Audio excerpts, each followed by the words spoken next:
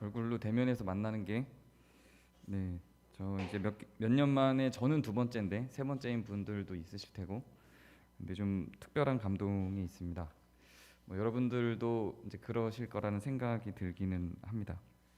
우리 같이 일단 뭐 이 감동을 나누자면 뭐 계속 하루 종일 걸릴 것 같은데 말씀으로 오늘 시작을 하도록 하겠습니다. 오늘 요한 1서 5장 1절부터 8절까지입니다. 네, 교독을 할게요. 교독하기 쉽게 두 절씩 끊어서 올려주셨네요. 감사합니다. 제가 1절, 제가 홀수, 여러분 짝수 이렇게 읽도록 하겠습니다. 예수께서 그리스도이심을 믿는 자마다 하나님께로부터 난 자니 또한 낳으신 이를 사랑하는 자마다 그에게서 난 자를 사랑하느니라.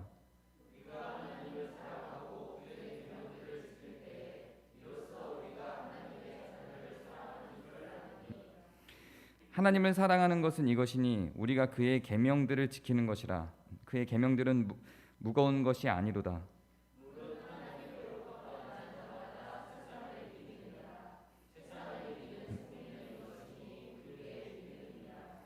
예수께서 하나님의 아들이심을 믿는 자가 아니면 세상을 이기는 자가 누구냐?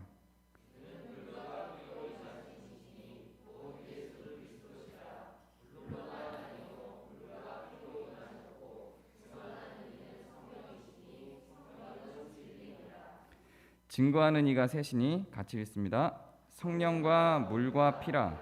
또한 이 셋은 합하여 하나이니라. 아멘. 오늘은 저희 교회는 삼위일체 주일로 지킵니다. 원래 그 일반적인 개신교회에서는 오늘이 성령 강림 주일입니다. 그리고 삼위일체 주일은 개신교 교회력이 아니고 원래 천주교 교회력입니다. 근데 저희 교회는 삼위일체 주일을 계속 제가 오기 전부터 초기부터 지켜오고 있었던 걸로 이해하고 있습니다.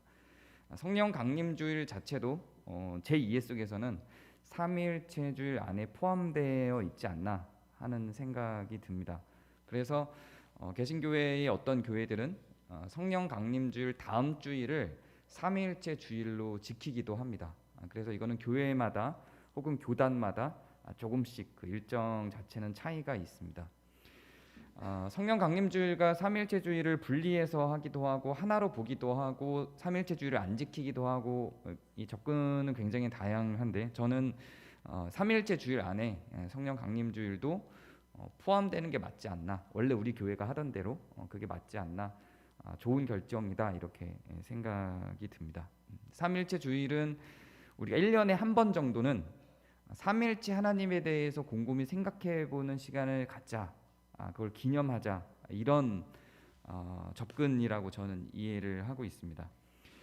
그리고 이거는 사실 삼위일체라는 말 자체가 성경에 있는 용어, 성경에 있는 단어가 아니기 때문에 뭐 이것이 구원을 주는 요소는 아니라고 저는 생각합니다. 삼위일체를 믿냐 안 믿냐가 구원을 주는 조건으로 이해하는 그런 신학적인 접근이 원래 주류입니다.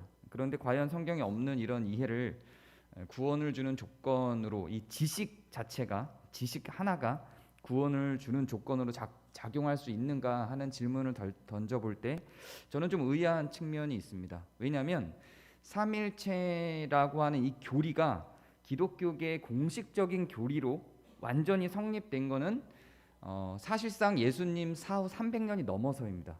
만약에 이거를 믿냐 안 믿냐, 이 교리 자체에 대한 이해를 갖고 있냐 갖고 있지 않느냐가 구원을 주는 어떤 중심축이 된다면, 그러면 이것을 정식적인 교리로 선택했던 그 서기 300년대 이전의 사람들은 그럼 구원이 어떻게 되는 거지? 이런 의심이 들 수 있죠.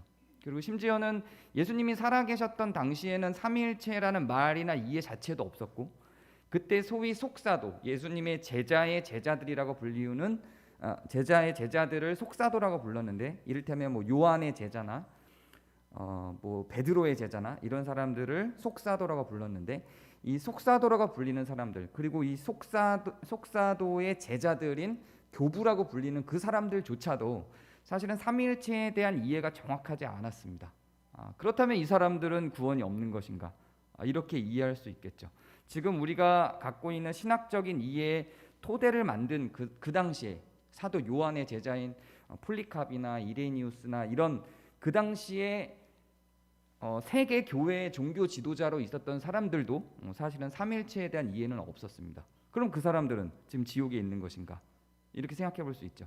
그러면 삼위일체라고 하는 그 지식이 우리를 구원을 받느냐 안 받느냐 하는 어떤 기준으로 작용하는 건 무리다. 저는 그렇게 생각을 합니다. 물론 한국교회의 보수 장로교의 입장에서 보면 저의 이런 발언들이 굉장히 심각한 그런 질문을 던지는 발언일 수 있는 것도 저는 잘 알고 있습니다. 그럼에도 불구하고 저의 이런 발언은 제가 목사 안수를 받기 이전부터 신학교를 다닐 때부터 지속적으로 갖고 있었던 질문이었고 지금은 거의 확신에 가깝게 갖고 있는 생각입니다. 물론 저와 다른 생각을 누군가 갖고 있고 삼위일체가 구원의 조건이라고 생각하시는 것 자체도 충분히 존중하고 그 믿음을 신뢰하고 존경하기도 합니다. 그러나 그것을 믿지 않고 궁금해하고 사실 이 삼위일체란 개념 자체가 이해도 잘 안 되잖아요.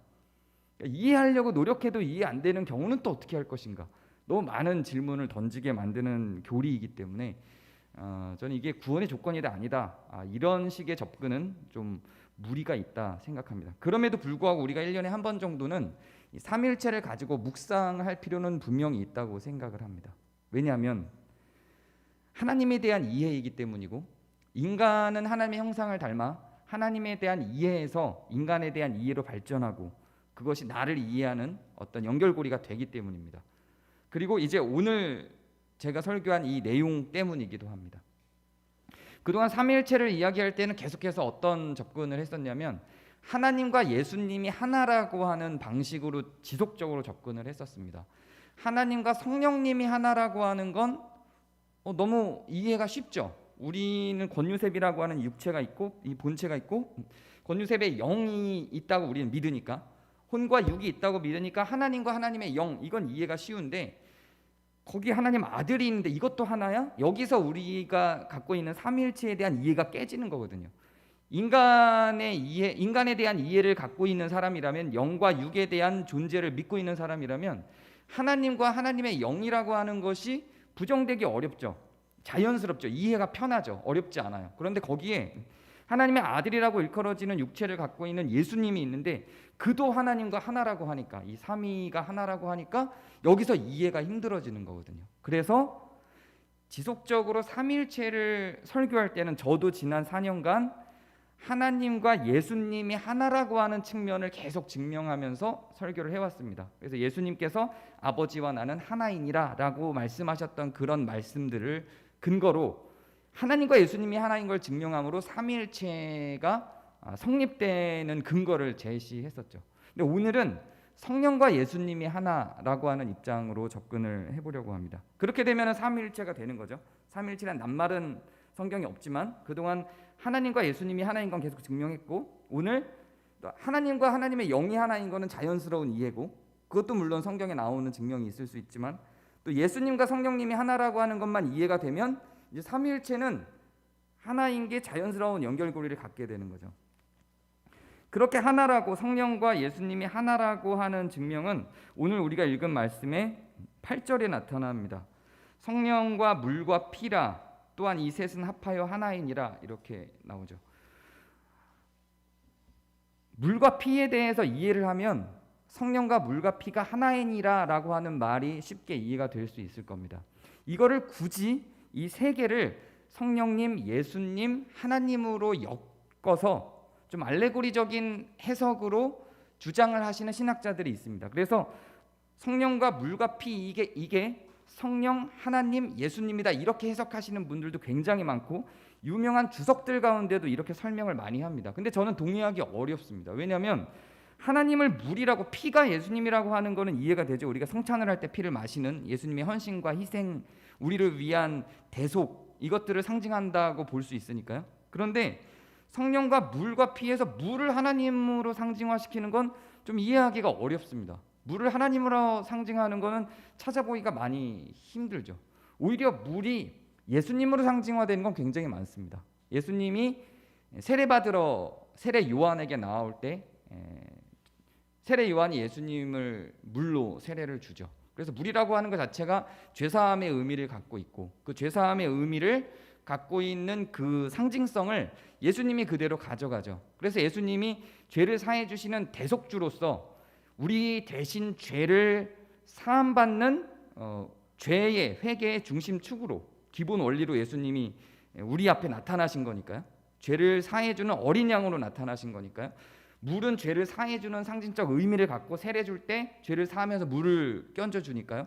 그러니 당연히 죄를 사해주는 건 예수님이고, 죄를 사해주는 상징이 물이라면 자연스럽게 물은 예수님이 되겠죠. 그래서 예수님과 물과 피가 다 예수님이라는 상징성을 갖고 있다라는 걸 이해하면, 성령과 물과 피가 하나라고 하는 의미는 성령과 예수님이 하나라는 의미와 다름없다는 이해로 쉽게 설명할 수 있습니다. 그럼 성령과 예수님이 하나라고 하는 게 어떤 의미가 있는가? 지금부터 좀 복잡해져요. 지금까지는 굉장히 쉽고 단순하죠. 근데 지금부터 좀 많이 복잡해집니다. 예수님은 하나라는 말을 굉장히 좋아하셨습니다. 그래서 제가 가장 좋아하는 요절 요한복음 17장에도 이렇게 기도를 하면서 성경 전체의 중심 주제가 저는 요한복음 17장에 있다고 계속 이야기를 했는데요. 이렇게 주장을 하죠. 창세 전에 아버지와 내가 하나인 것처럼 저들도 우리와 하나 되어 서로 사랑하게 하소서라고 이야기를 하죠. 예수님은 이렇게 하나됨이라고 하는 표현을 계속 강조하고 우리에게도 자신과 하나 되기를 굉장히 많이 요청합니다. 그리고 자신이 하나님과 하나인 것을 자꾸만 설명하죠. 그리고 그걸 자꾸 주장합니다. 그럼 이 하나라고 하는 게 과연 뭘까요? 제가 그동안 삼위일체 설교하면서 우리가, 혹은 교회론을 설교하면서 우리가 예수님과 하나 된다라고 하는 것이 얼마나 큰 영광인지를 자꾸 설명했습니다. 영광이죠. 우리가 신하고 하나인 거니까요. 예수님을 통해서 우리의 창조주이신 하나님과 하나 되는 것이고, 심지어 예수님도 자신을 창조주로 소개했기 때문에 창조주이신 예수님과 우리가 하나 되는 건 너무너무 영광이죠. 이게 어떤 방식으로 하나됨인지는 신학자마다 이해가 달라요. 제 입장을 이따 설명을 하도록 할게요. 그렇게 우리와 계속해서 하나 된다라고 하는 그 원리를 자꾸 설명해주고 그 영광을 우리한테 안겨주죠. 근데 이게 과연 영광이기만 할까요? 이게 과연 단지 영광일까요? 이 영광이 기다리고 있는 건 과연 뭘까요? 고민을 좀 해봐야 됩니다. 일단 실체적으로 하나 된다는 것은 분명히 저도 신뢰를 하고 실체적인 하나됨을 저도 믿습니다. 예수님과 우리는 하나 될 거예요. 근데 하나 된다는 게 과연 무엇일까요? 이게 고민이 되는 거예요. 추상적으로 하나됨이라고 하는 게 무슨 영적인 일치, 이렇게 이해가 되죠. 그리고 그것이 무엇인지 알지 못하는 상태로 우리는 기다리죠. 정말로 하늘나라에서는 우리가 어떻게 예수님과 하나 될 것인지 잘 몰라요. 정확하게 기록하고 있잖아요. 하늘에서 예수님과 하나님과 우리가 하나 되는 건 어떤 형태로 하나 될지 잘 몰라요. 우리의 영이 에너지의 형태로 이렇게 예수님의 영과 하나님의 영과 이렇게 뒤섞여서 하나로 에너지의 형태로 그냥 추상적으로 되는 건지, 아니면 정말로 그냥 서로 사랑하는 관계를 의미하는 건지, 그거는 천국 가봐야 알아요. 잘 몰라요. 어떻게 하나가 될 건지, 아니면 무슨 그 외계인들이 나오는 SF 영화에서 나오는 것처럼 우리가 예수님의 어떤 육체로 흡수가 되는 건지 어떻게 상상해 볼 수가 없어요. 그때가 되면 우리의 지적인 능력을 뛰어넘어서 어떤 형태가 이루어질 텐데, 그게 어떤 형태일지 우리는 모르죠. 성경이 없으니까. 성경은 예수님과 우리가 하나 된다라는 입장을 기록하긴 합니다. 근데 천국에서 어떻게 하나가 될지에 대해서는 기록하지 않아요. 다만 이 땅에서 어떻게 하나가 될지에 대해서는 기록합니다. 이 땅에서 어떻게 우리가 예수님과 하나가 되냐면 그의 계명을 지킴으로입니다. 그의 계명을 지킴으로 우리는 그리스도와 하나가 됩니다. 이것도 제가 숱하게 계속해서 이야기했던 부분들이기 때문에 그냥 신뢰를 갖고 가는 것으로 부탁을 드립니다. 조금 더 깊은 이해를 갖고 싶으시면 나중에 찾아오시면 제가 다시 논증을 한번 해드리도록 하겠습니다. 우리는 예수님의 계명을 지킴으로, 오늘 말씀에도 비슷하게 나와요. 이따가 다시 제가 읽어보도록 할게요. 예수님의 계명을 지킴으로 우리는 예수님과 하나가 됩니다. 그럼 예수님의 계명을 지키면 우리가 예수님과 하나가 되니까 굉장히 영광스러운 거겠죠. 근데 잘 한번 생각해 보세요. 이게 영광스럽기만 하냐고요. 그렇지 않을 수 있어요, 여러분. 이게 영광스럽기만 하지 않아요. 우리는 신앙을 여러분 어떻게 규정하시는지 모르겠어요. 우리의 신앙이란 뭘까요? 신앙의 성장이란 뭐고 신앙의 실체는 뭘까요? 신앙이 정말 있기는 한 걸까요? 무엇으로 우리가 신앙이 있다고 생각하는 걸까요? 그런 중요한 어떤 메시지를 오늘의 말씀이 담고 있습니다. 우리는 기본적으로 신앙을 어디서 시작하냐면 그리스도로부터 혜택을 받는 자로 시작을 합니다. 죄를 지었으나 죄를 사함받는 자로 시작을 합니다. 지옥에 갈 수도 있으나 지옥에 갈 자들이나 그리스도의 은혜로 말미암아 천국에 갈 자로 바뀌는 것으로 우리는 신앙을 시작합니다. 아담과 하와처럼 사탄의 말에 현혹되어서 사탄에게 우리의 믿음의 대상으로서 사탄을 정하고 우리의 삶을 사탄에게 맡긴 자에서 그리스도에게 우리의 삶을 맡긴 자로 전환되는 것으로 우리는 그리스도의 은혜를 입습니다. 그리고 우리는 그 하나님의 자녀로 그리스도께 은혜를 입은 자로 죄를 사함 받는 자로 신앙을 시작합니다. 그리고 그 은혜를 하나님께 호소하며 감사하고 찬양합니다. 근데 신앙은 여기서 끝나지 않아요. 여기서 끝나는 건 신앙이라고 말하지도 않아요. 필연적으로 신앙은 어딘가를 향합니다. 그게 어디냐면 내가 너희를 사랑한 것 같이 너희도 서로 사랑하라로 가는 거예요. 이게 쉽지가 않은 거예요. 내가 너희를 사랑한 것 같이 너희도 서로 사랑하라. 이게 예수님의 두 개의 계명 중 하나잖아요. 오늘 나온 말씀의 계명은 이 계명이에요. 내가 너희를 사랑한 것 같이 너희도 서로 사랑하라.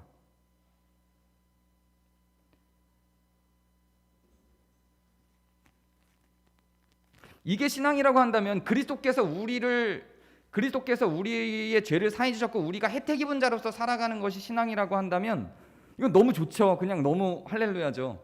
신앙은 너무 편한 거죠. 너무 쉬운 거죠. 그런데 내가 너희를 사랑한 것 같이 너희도 서로 사랑하라로 들어가면 이 신앙이 만만한 게 아닌 거예요.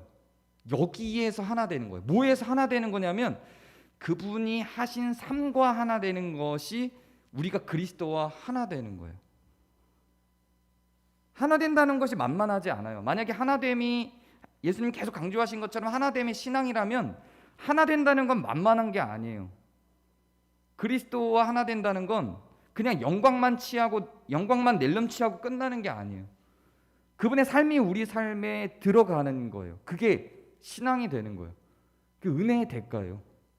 그래서 내가 그리스도와 함께 십자가에 못 박혔나니 그런 적 이제 내가 산 것이 아니요 오직 내 안에 예수께서 사신 것이다가 내 안에 예수께서 사는 거예요. 그게 하나 되는 거예요. 예수의 삶이 그분의 어떤 행적들이 우리 삶에서 나타나지 않는 건 하나 되는 게 아니라는 거죠. 신앙을 계속해서 하나님과 예수님이 하나 된 것 같이 우리도 그와 하나 되는 것으로 예수님은 계속 끌고 가죠. 모든 말씀이 오늘 우리가 성찬 때 제가 계속 읽을 말씀을 한번 계속 읽어드릴게요. 다 그 얘기예요. 다 예수님의 입에서 나온 말은 다 이쪽으로 기결돼요. 병을 고치든 죄를 지적하든 독사의 자식들이라고 하며 욕을 하시든 그 끝에는 다 이걸로 끝나요. 전부 다 우리가 하나님과 더불어 예수님과 하나 되는 것으로 다 끝나는 거죠. 이렇게 생각하면 무섭죠. 신앙이라고 하는 게 만만하지 않죠. 굉장히 어려워요. 그리스도와 하나 된다는 건 영광이기도 하지만 그 영광을 넘어선 고난이 분명히 있는 거고 희생과 헌신이 분명히 있는 겁니다.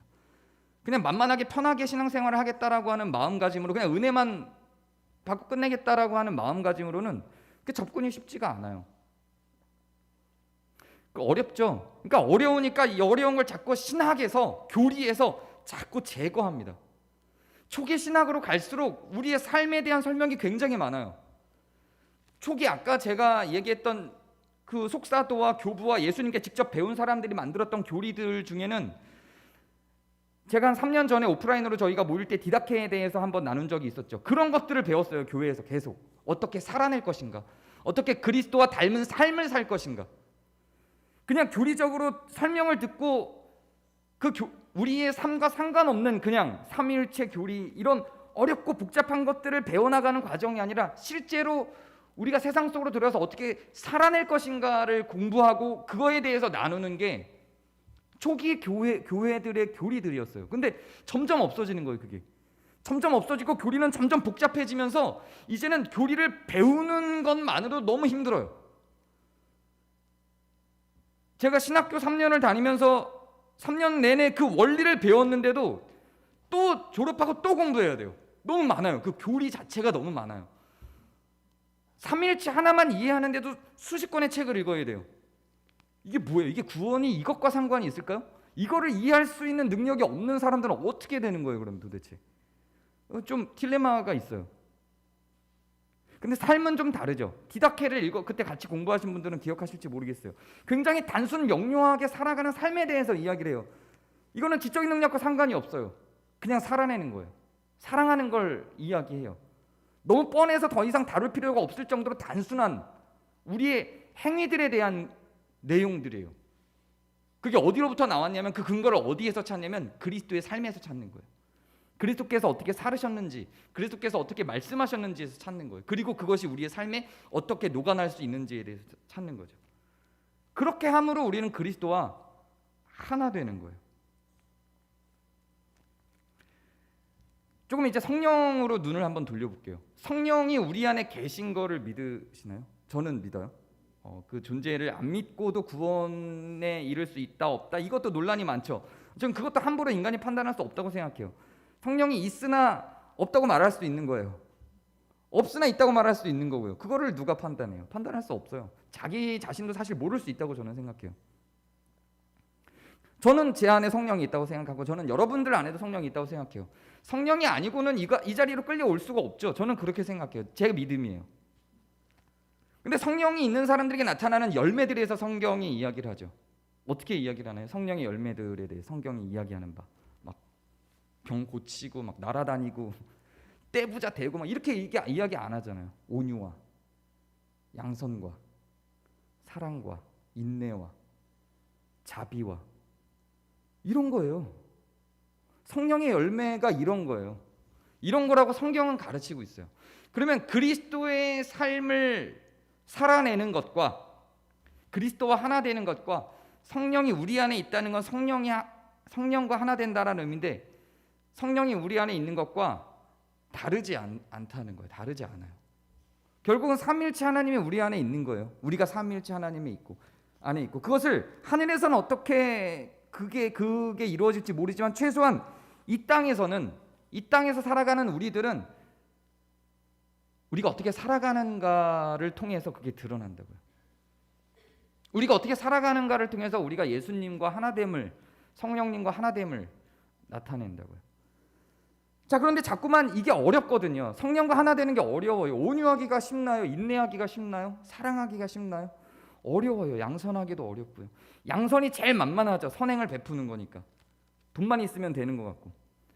근데 만만하지 않아요. 이 9가지 열매들이 정말로 내가 성령이 내 안에 있는 것들을 확인하는 작업이 쉽지 않아요. 예수님과 하나 된 거, 예수님과 같은 삶을 살아가는 것도 쉽지 않아요. 물질로부터 자본으로부터 이탈이 되고 물질보다 사람을 바라보고 긍휼함을 갖고 나에게 범죄한 원수까지 용서할 수 있는 마음을 얻고 이게 어떻게 쉬워요? 어렵죠. 그러니까 자꾸만 교리 가운데서 이런 것들이 자꾸 떠나는 거예요. 없어지는 거예요. 점점 없어지죠.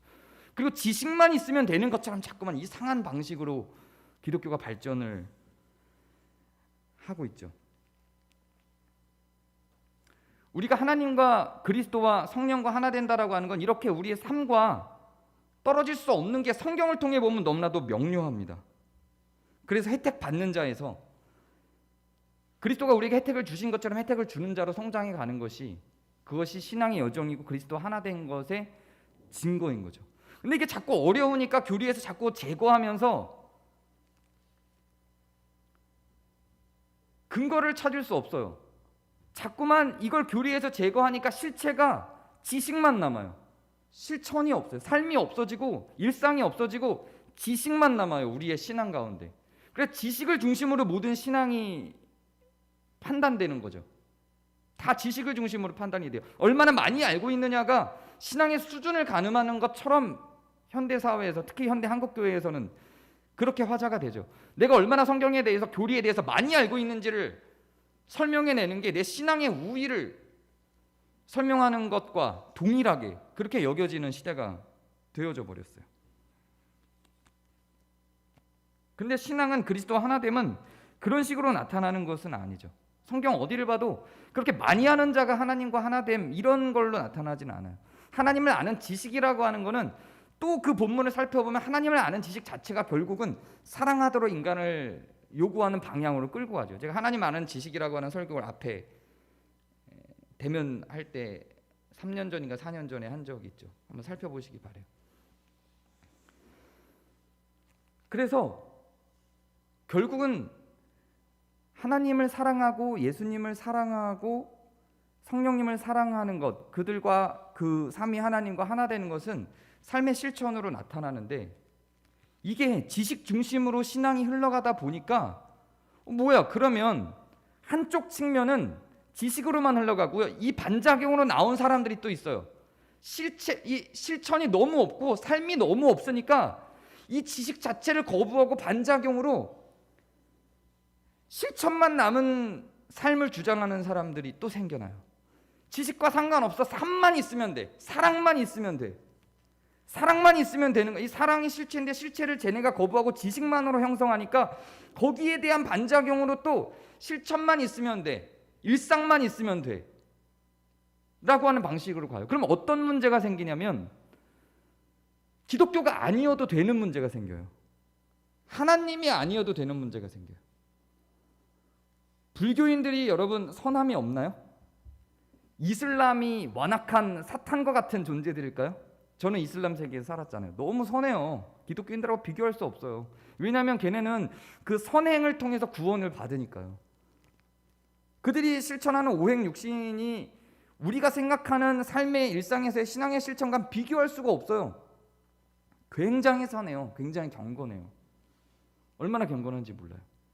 무시할 수 없어요. 그들의 선의 실천을. 그러니까 지식을 거부하는 반작용으로 나오시는 분들이 자꾸만 실천, 삶, 일상 이것만 강조하니까 이 지식은 없어져요. 그러면 이제 기독교의 경계가 없어지는 거예요. 사랑만 딱 남고 기독교가 아니어도 되는 거죠. 교회를 떠나도 되는 일들이 발생하는 거예요. 그런데 이 끝에는 뭐가 있을까요? 사랑도 없어요. 실천도 없어져요. 실천을 뭘 근거로 실천을 만들어낼까요? 뭘 근거로? 나중에는 지식이 없으면, 이걸 이제 오늘 본문에서 믿음으로 설명하는데요, 믿음이 없으면 이 사랑을 실천하게 만드는 동력이 없으면, 이 사랑을 왜 실천해야 되는지에 대한 이 원인이 없으면 사랑은 사라져요. 결국은 이익만 남아요. 즉 이 사랑을 실천해야 하는 당위가 없으면 사랑도 없어져요. 실천도 삶도 일상도 다 없어져요. 지식이 없이 그 반작용으로 실천만 남은 사람들의 결국은 실천도 무너지는 거예요. 동력이 필요해요. 사랑이 있으려면 그 사랑이 반드시 우리를 희생시키고 우리를 어려운 환경과 어려운 조건으로 데리고 가기 때문에, 원수를 사랑하는 게 쉽나요? 어렵죠. 고통스러워요. 그러니까 일상이 선한 삶을 살아갈수록 우리는 얼마나 큰 고통 가운데 빠져요. 선한 삶을 살면 큰 복 받는다. 이게 다 구라죠. 얼마나 이게 구란 걸 우리가 일상을 살아봐서 알죠. 선을 행하고 살아보는 사람은 알아요. 선을 행하면 무슨 돈이 많이 생길까요? 다 구라예요. 선할수록 손해보는 거예요. 선할수록 손해보죠. 그러니까 이게 내가 계속 근거도 없어요. 이제는 선함만 남았는데, 선하게 사는 행위만 남았는데, 행위를 해도 아무것도 생기지 않아요. 행위를 할 만한 어떤 동력이 없어요. 그럼 이것도 없어지는 거예요. 이게 지식만도 아니고 이것만도 아니에요. 이 선행을 하려면, 사랑이 있으려면 거기에 대한 근거가 있어야 돼요. 이 사랑을 우리가 왜 해야 되는지에 대한 이론적인 논리적인 근거가 있어야 돼요. 그게 믿음이에요. 하나님이 살아계심에 대한, 그리스도가 우리를 위해서 어떻게 희생하셨고 우리를 위해서 죽으셨다는 것에 대한 믿음이 없으면 실천을 오래 못 갑니다. 안 해요. 하는 척은 할 수 있어요. 남들의 시선이 있으니까. 그러나 안 해요. 결국은 이 사랑은 그리스도가 실제로 살아계신 하나님이며 우리 마음 가운데 계시고 심판자로 계시며 우리의 구주라고 하는 믿음에서 나오는 거예요. 이거 떠나서는 실천은 없어요. 죄송하지만 쉽지 않습니다. 저는 정말 기독교인만 구원을 받는가라고 하는 질문에 대해서 답을 못 드려요. 몰라요. 그건 하나님만 아세요. 주권자는 하나님이에요. 지금 시점으로 그들이 하나님을 안 믿는다고 말하지만 믿는지 어떻게 알아요? 그 외부에서 판단할 수 없죠. 저는 답을 드릴 수가 없어요. 그건 몰라요. 그러나 확실한 건 불확실성에 대해서 이야기하는 게 아니에요. 누가 구원받아요? 이수신장 구원받았나요? 세종대왕 구원받았나요? 몰라요. 그거 어떻게 알아요? 그거를 하늘나라 가서 물어봐야지. 우리 엄마는 지금 교회 안 다니는데 그럼 지옥 가나요? 몰라요. 그거 어떻게 알아요? 하나님이 아시죠. 그러나 확실한 건 그리스도를 믿고 그의 삶을 닮아가기 위해서 그대로 살아가는 자는 구원이 있죠. 이건 명확하죠. 불확실성으로 들어가서 어떻게든 최대한 선한 일을 최대한 사랑하지 않고 살아가려는 마지노선을 정하고 이래도 구원을 받는 거예요? 이래도 구원을 받는 거예요? 자꾸만 마약을 해도 구원 받는 거예요? 술 마셔도 구원 받는 거예요? 내가 막 사람 죽여도 구원 받는 거예요? 이렇게 물어보는 건 몰라요. 그건 물어볼 필요가 없어요. 왜냐하면 난 모르니까.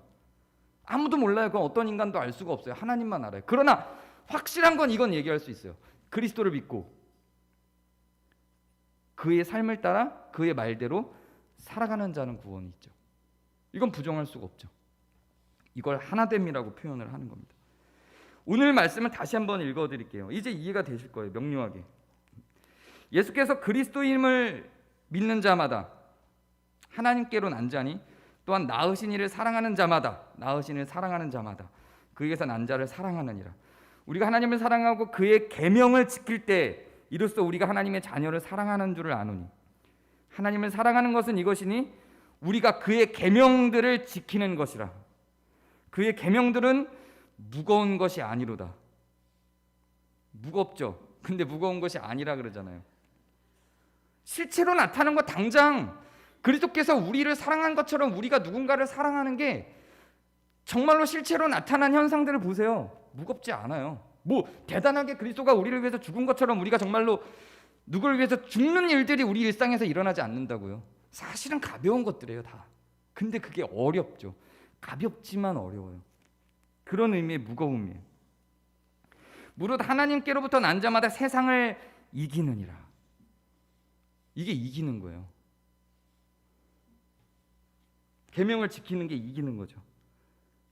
무슨 대통령이 되고 장관이 되고 손흥민이 돼서 축구할 때 23골을 넣고 무릎 꿇고 기도하는 게 이기는 게 아니라니까요.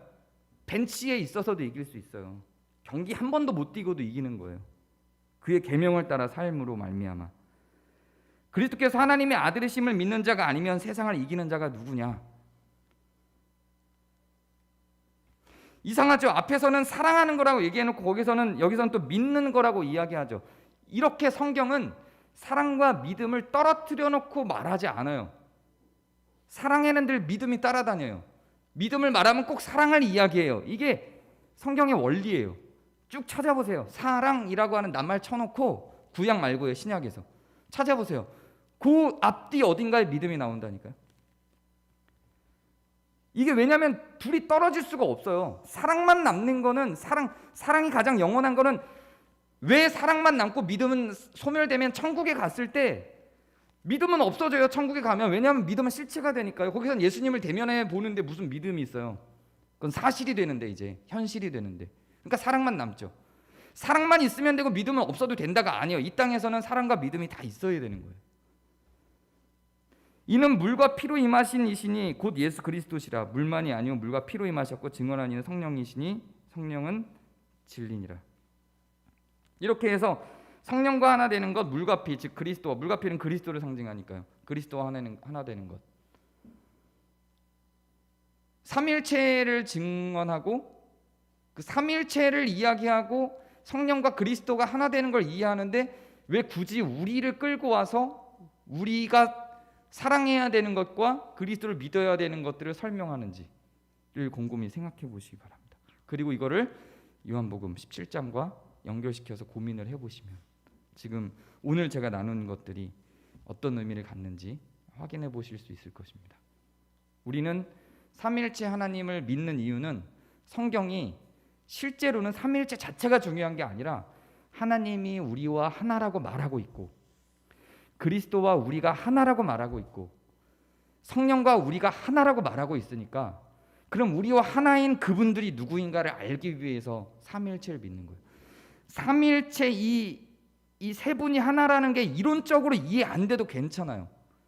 이것만 이해가 되면 돼요. 아, 그리스도와 내가 하나구나. 무엇으로? 삶으로. 성령과 내가 하나구나. 무엇으로? 성령의 열매로. 이것만 이해가 되면 되는 거예요. 그러면 삼일체란 이론이 이해가 안 돼도 삼일체는 우리 삶에서 이해가 된 거예요. 그렇다고 삼일체를 이론적으로 이해하는 것 자체가 무의미하지는 않아요. 그건 그거대로 신학자들이 연구해야 될 몫이고, 우리는 성도로서 삶의 실천에 있어서 우리와 직접적인 연결고리가 무엇인가를 고민해야 되는 부분입니다. 사랑받는 자에서 사랑하는 자로, 그리스도께 부름받은 자에서 그리스도와 하나 된 자로, 성령의 혜택을 입은 자에서 성령과 하나 된 자로, 그리고 다른 하나님의 자녀들을 사랑하는 자로, 타자를 여러분의 몸처럼, 이웃을 여러분의 몸처럼 사랑하는 자로, 그렇게 서신한 성도 여러분이 되시기를 바랍니다. 제가 기도하겠습니다. 은혜 하나님,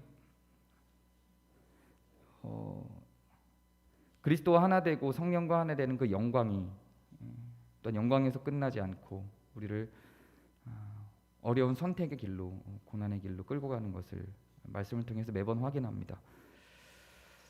어쩌면 고난과 고통이 하나님을 믿지 않는 자들보다 더 많을 수도 있는 이런 현실 속에서 우리가 왜 이렇게까지 살아야 하는지, 왜 이렇게까지 선하게, 왜 이렇게까지 사랑하며 살아야 하는지 그리스도를 알아가며 배울 수 있도록, 그리고 우리 몸 안에 녹일 수 있도록, 그리고 이 사랑을 위한 희생이 우리 안에서도 의미 있을 수 있도록, 무가치하지 않도록 이끌어 주시옵소서.